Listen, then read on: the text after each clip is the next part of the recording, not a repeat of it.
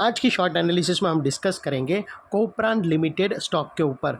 और दोस्तों ये एक तरह का हमारा प्योरली रेड अलर्ट एनालिसिस है। अगर किसी को ये स्टॉक के अंदर फ्रेश पोजीशन लेना हो तो वो अपने एडवाइज़र को पूछकर वेट कर सकता है, क्योंकि ये स्टॉक आपको डाउन साइड में चीपर वैल्यू पे मिलेगा। बिकॉज दोस्तों ये स्टॉक के अंदर मल्टीपल नेगेटिव फैक्टर्स एक साथ ब्रेकडाउन हुए हैं, जिसके तहत ये स्टॉक करंट लेवल से डीप डाउन साइड करेक्शन करने के लिए रेडी है।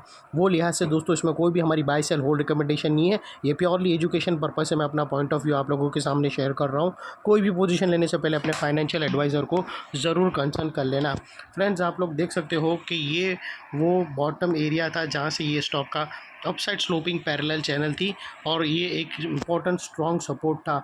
जब तक स्टॉक ये अपर स्लोपिंग पैरेलल चैनल में था, स्टॉक के अंदर धुआंधार तेज़ी चली थी और यहाँ पर back to back higher highs hit हुए। दोस्तों अगर यहाँ पर नोटिस करो तो फर्स्ट हायर हाइज यहाँ पर रजिस्टर हुआ, सेकंड हायर हाइज यहाँ लगा, थर्ड हायर हाइज यहाँ लगा, और जैसे ही दोस्तों ये upper sloping parallel channel down side में ब्रेकडाउन हुई, इसने फर्स्ट टाइम हायर हाइज दोस्तों यहाँ पर first time lower lows stack किया क्लोजिंग बेसिस पे, जो हमें यहाँ पर कंफर्म कर दिया कि स्टॉक ऑफिशियली करेक्शन के अंदर एंटर हो चुका है। यहाँ पर हमें दो बड़ी नेगेटिव चीज़ एक साथ हमें मिली। पहले तो उसने अपवर्ड स्लोपिंग पैरेलल चैनल को डाउन साइड में ब्रेक डाउन किया, जो एक स्ट्रॉन्ग सपोर्ट का काम कर रहा था, जिसके वजह से अपसाइड स्ट्रॉन्ग रैली मेंटेन थी, वहाँ पर ब्रेक लग गई। और सेकेंडली नेगेटिव चीज़ इसका ये है कि दोस्तों इसके अंदर जो कंटिन्यू हायर हाइज हिट हो रहे थे वो शिफ्ट हो गए लोअर लोज में क्लोजिंग बेसिस पे, जो हमें कंफर्म करता है कि स्टॉक ऑफिशियली करेक्शन के अंदर एंटर हो चुका है।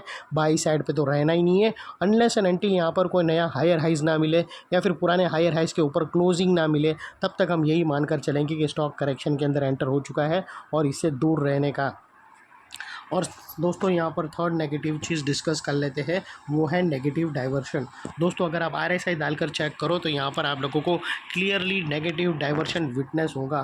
दोस्तों प्राइस एक्शन के हायर हाइज तो यहाँ पर लगे, लेकिन दोस्तों आरएसआई ने हायर हाइज नहीं लगाया, यहाँ पर डाउन साइड हो गया और यहाँ पर हमें ब्रेकडाउन मिला, जो एक डाउन साइड मोमेंटम पम्प करेगा स्टॉक के अंदर।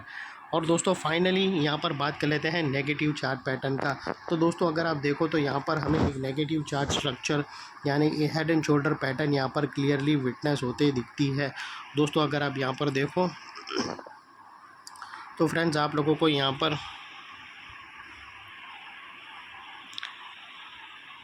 एक हेड एंड शोल्डर पैटर्न यहाँ पर क्लियरली ब्रेकडाउन होते हुए मिली है, जिसकी नेकलाइन कुछ इस तरह से आती है। दोस्तों ये जो नेगेटिव चार्ट पैटर्न है उसकी नेकलाइन 290 के आसपास की आती है, जो ऑलरेडी हाई वॉल्यूम के साथ डाउन साइड में ऑलरेडी क्लोज हो चुकी है। और दोस्तों ये स्टॉक का डाउन साइड पे जो टारगेट फर्स्ट निकल कर आता है वो तकरीबन 240 के आसपास का पहला टारगेट आता है, और सेकंड टारगेट दोस्तों समवेयर अराउंड 235 के आसपास का आता है। और अगर यहाँ पर भी स्टॉक नहीं संभला तो यहाँ पर और भी डाउन साइड में टारगेट निकल कर आते हैं। और दोस्तों ये वो एरिया है जहाँ पर दोस्तों अगर इनकेस ये स्टॉक 329 यानी 330 के ऊपर क्लोजिंग बेसिस पे यहाँ पर ग्रीन कैंडल क्लोजिंग मिल गई, तो फिर दोस्तों यहाँ पर शॉर्ट सेलर्स का स्टॉप लॉस ट्रिगर होगा।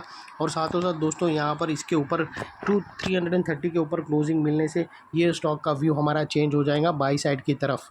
तो ये वो लेवल है। और फ्रेंड सेकेंडली नेकलाइन के पास का ये वाला एरिया बहुत ही इंपॉर्टेंट एरिया बनकर खड़ा है, बिकॉज यहाँ पर मल्टीपल नेगेटिव फैक्टर्स एक साथ एक्शन में आते हुए मिले।